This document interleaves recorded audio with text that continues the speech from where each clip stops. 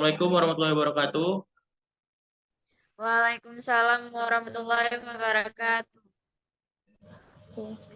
Perkenalkan, saya Faris Farbi, saya pemateri sekaligus moderator pada pertemuan kita kali ini. Sebelumnya, apakah bisa saya absen terlebih dahulu? Bisa. Ya, Baik, yang pertama Harnita, hadir.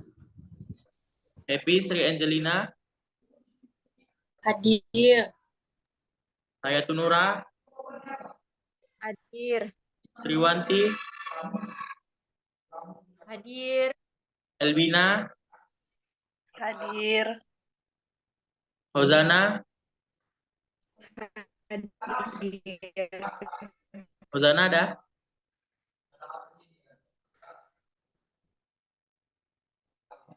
Hozana hadir ya?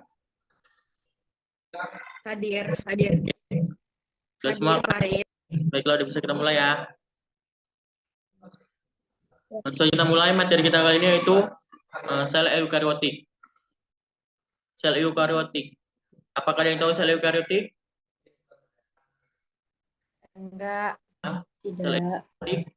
Sel eukariotik adalah sel yang sudah memiliki membran inti atau nukleus dibungkus dengan membran nukleus dan sistem endomembran. Sel eukariotik memiliki ciri-ciri yaitu yang pertama nukleus dikelilingi selubung nuklear, yang kedua mempunyai sitosol di mana organel-organel khusus terletak. Ketiga, mempunyai efisiensi yang lebih besar untuk aktivitas sel.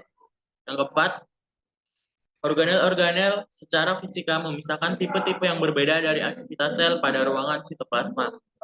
Yang kelima, mempunyai suatu sistem struktur internal yang dikelilingi membran yang disebut organel. Selanjutnya itu sel eukariotik juga berfungsi sebagai tempat penyimpanan bahan kimia yang penting bagi metabolisme dalam sel. Nah, ini contoh anatomi sel hewan dan tumbuhan. Yaitu yang pertama ada sel hewan.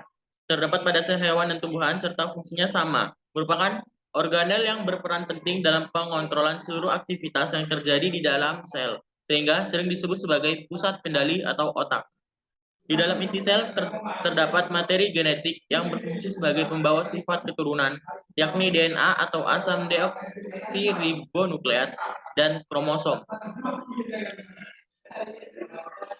Di sini bisa terlihat gambarnya, yaitu ini nukleus atau inti sel.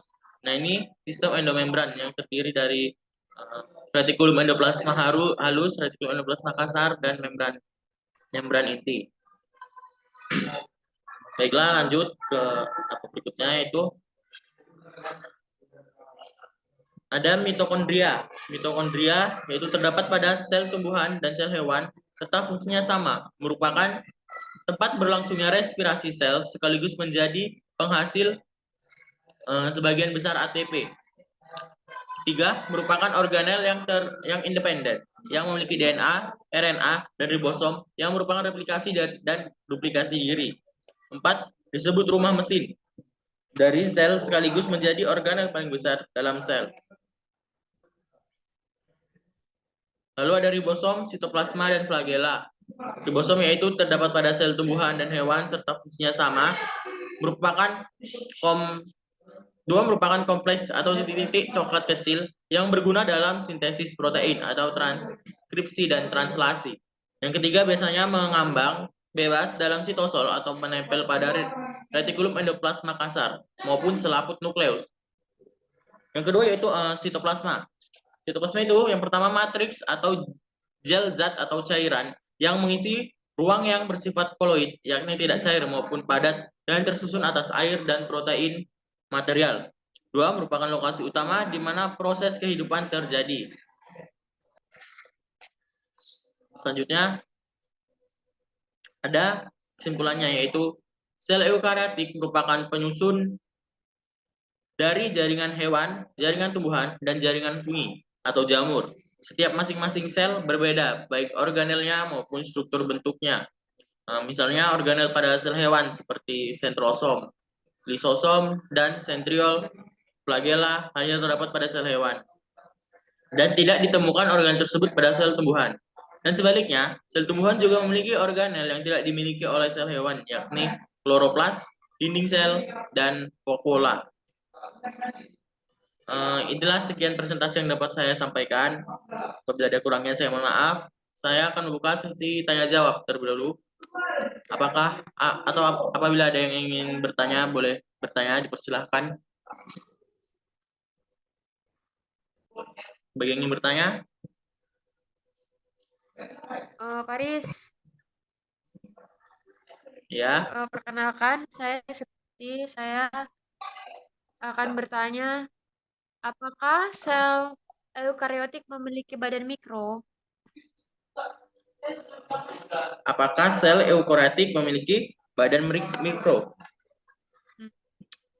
Maksudnya mungkin memiliki ribosom ya? Enggak, memiliki badan mikro.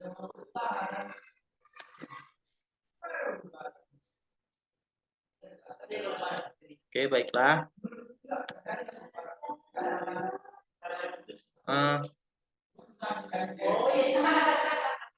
Ribosom pada sel eukariotik yaitu banyak, kompleks, terikat oleh membran dan tersebar dalam sitoplasma atau melekat pada membran inti. Nah, jadi kesimpulannya memang ia mempunyai badan mikro ataupun ribosom. Apakah si Sriwanti sudah bisa dimengerti? Sudah mengerti. Selanjutnya, yang mau bertanya dipersilahkan. Saya perkenalkan, nama saya Hayatun Nura. Tiffany.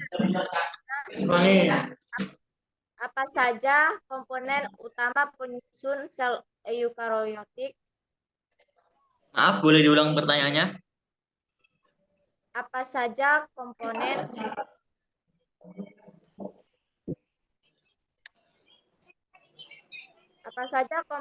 utama penyusun sel eukariotik? Komponen utama penyusun sel eukariotik. Ya, Nah, komponen utama penyusun sel eukariotik yaitu ada 3 komponen utama. Yaitu yang pertama membran plasma, yang kedua sitoplasma, dan organel-organel. Apakah sudah bisa dimengerti? Sudah. Kasih. Selanjutnya yang ingin bertanya? Sebelumnya mohon maaf, saya akan memberi pertanyaan, merevisi sedikit pertanyaan dari Sriwanti. Pada sel eukariotik, ini tampak jelas karena dibatasi oleh sistem membran. Jadi pada sel ini sitoplasma memiliki berbagai jenis organel, seperti antara lain badan Golgi, retikulum endoplasma, kloroplas, mitokondria, badan mikro, dan lisosom. Apakah sudah diterima, Sriwanti? Mohon maaf atas kesalahan tadi ya. Ya, nggak apa-apa. Mungkin Baik, dilanjut Haris ke keliru. pertanyaan selanjutnya. Saya. Boleh perkenalkan nama? Perkenalkan, saya Dina Tambunan. Saya ingin bertanya, apakah sel eukariotik memiliki DNA? Apakah sel eukariotik memiliki DNA? Ya, jawabannya terdapat pada nukleus yang diselubungi membran ganda. Sedangkan pada sel prokariotik tidak mendapat DNA. Jadi kesimpulannya itu terdapat DNA pada sel eukariotik yang disimpan di membran ganda. Sudah jelas? Jelas, terima kasih. Baik, pertanyaan selanjutnya masih ada? Saya. Ya. Saya. Perkenalkan, nama saya Hernita Susnang. Ingin bertanya, apa saja fungsi sel eukariotik? Fungsi sel eukariotik pada sitoplasma adalah tempat penyimpanan bahan kimia sel yang penting bagi metabolisme sel. Sitoplasma adalah bagian-bagian non-nukleus dari protoplasma, dan fungsi sel eukariotik pada dinding sel adalah tersusun oleh selulosa atau sel masih muda dan berpengaruh dengan proses pertumbuhan serta perkembangan. Apakah sudah jelas, Harnita? Sudah, terima kasih. Baik, pertanyaan selanjutnya.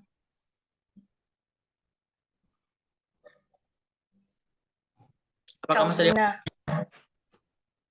Baik, persilakan.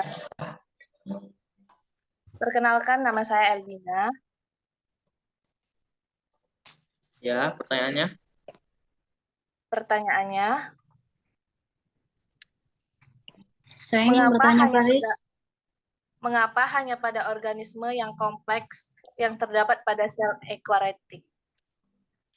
Baiklah, saya akan menjawab pertanyaan dari Elvina, yaitu pertanyaannya mengapa pada organisme sel kompleks ya terdapat pada sel eukariotik.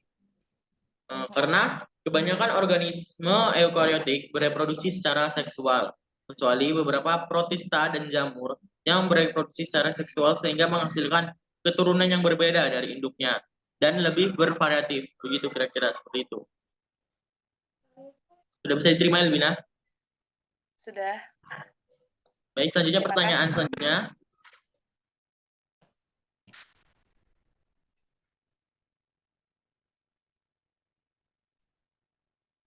Saya, Faris. Ya, boleh diutarakan.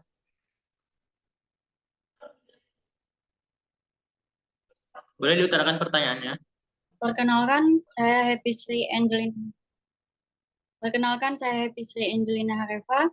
Pertanyaannya, bagaimanakah proses reproduksi sel pada eukariotik? Bagaimana proses reproduksi pada sel eukariotik ya? Oke, baiklah.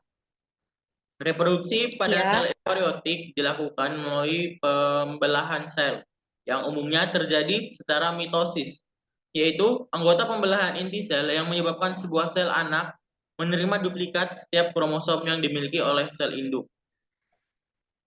Sudah mengerti? Mengerti. Terima kasih, Faris. Ya, sama-sama. Baiklah, apa teman-teman sekalian masih ada yang mau dipertanyakan lagi? Perkenalkan, nama saya Uzana Trianis Tolombanua. Saya ingin bertanya, bagaimana peranan nukleus dalam pembelahan sel eukariotik? Maaf, boleh diulang pertanyaannya? Bagaimana peranan nukleus dalam pembelahan sel eukariotik? Oke, peranan nukleus dalam pembelahan sel eukariotik ya. Fungsi utama nukleus adalah untuk menjaga integritas gen-gen tersebut dan mengontrol aktivitas sel dengan mengolah ekspresi gen. Nah, selain itu juga nukleus berfungsi untuk mengorganisasikan gen saat terjadi pembelahan sel, mereproduksi RNA untuk mengkodekan protein sebagai tempat sintesis ribosom dan tempat terjadinya pembelahan sel. Sudah bisa dimengerti, Fazana? Bisa, terima kasih. Baik, sama-sama. Apakah masih ada teman-teman yang mau dipertanyakan lagi? Tidak. Baiklah, karena tidak ada yang dipertanyakan lagi, saya akhiri pertemuan kita kali ini. Semoga apa yang saya sampaikan dapat bermanfaat bagi kita, dan semoga kita dapat berjumpa kembali lagi di lain waktu. Baiklah, saya akhiri. Wassalamualaikum warahmatullahi wabarakatuh. Selamat malam.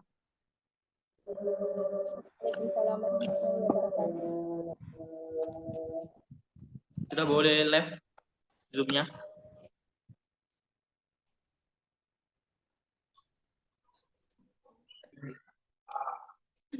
Gitu dong. Nggak usah.